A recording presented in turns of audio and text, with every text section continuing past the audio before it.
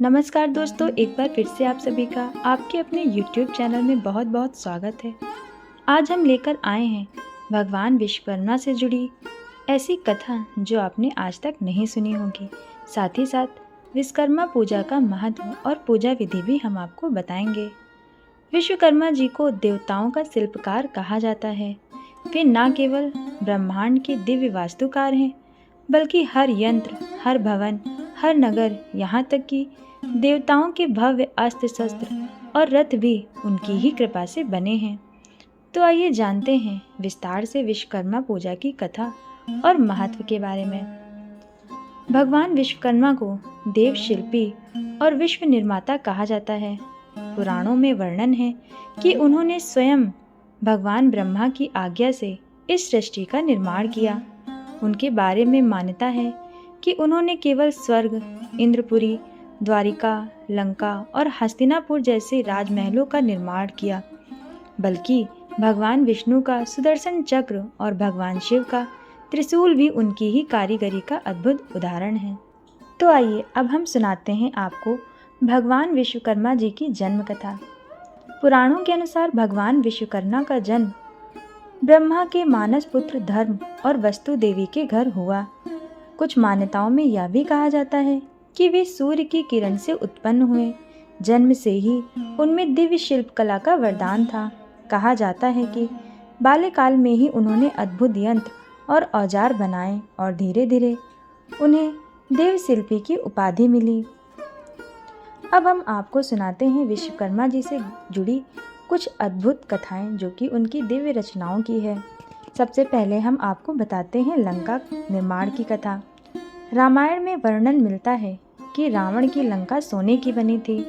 कथा के अनुसार लंका का निर्माण भगवान विश्वकर्मा ने अपने हाथों से किया था।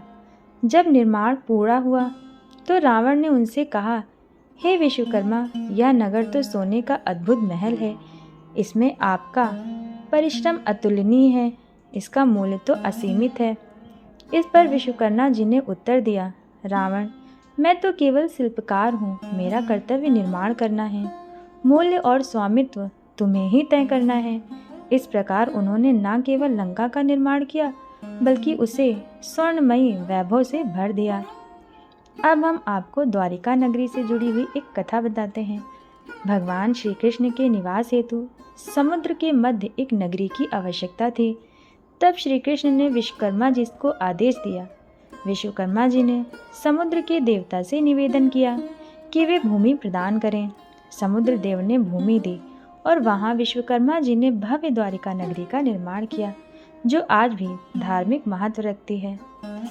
विश्वकर्मा जी ने इंद्र के लिए स्वर्गपुरी का भी निर्माण किया, जो दिव्य रत्नों और महलों से सुसज्जित थी। यही नहीं, उन्होंने भगवान शिव का त्रिशूल, भगवान विष्णु का सुदर्शन चक्र और इंद्र का वज्र भी बनाया। यह वज्र विशेष रूप से वृषासुर का वध करने के लिए बनाया गया था। अब हम आपको बताते हैं विश्वकर्मा पूजा का महत्व। इस कथा से जुड़ी पूजा क्यों की जाती है? विश्वकर्मा जी की कृपा से ही मनुष्य को तकनीकी ज्ञान, वास्तुशास्त्र और शिल्पकला की समझ मिली। इसी कारण हर साल विश्वकर्मा पूजा के दिन लोग अपने औजार, मशीन, वाहन और कार्यस्थलों की पूजा करते हैं। मान्यता है कि इससे कार्यक्षमता बढ़ती है, सफलता मिलती है और दुर्घटनाओं से बचाव होता है।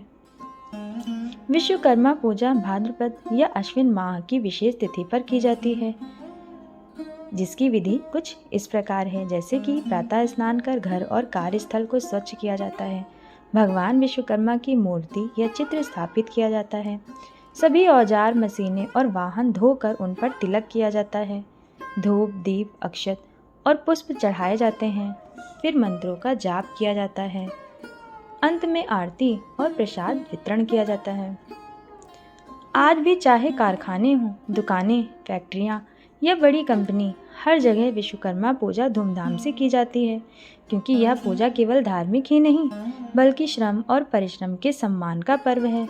यह हमें याद दिलाती है कि इंसान की मेहनत और औजार ही उसकी प्रगति का आधार हैं। तो दोस्तों, यह थी भगवान विश्वकर्मा जी की कथा, उनकी दिव्य रचनाएं, पूजा विधि और महत्व। यदि आपको यह वीडियो पसंद आए तो वीडियो को लाइक, शेयर और चैनल को सब्सक्राइब करना ना भूलें। जय विश्वकर्मा भगवान की।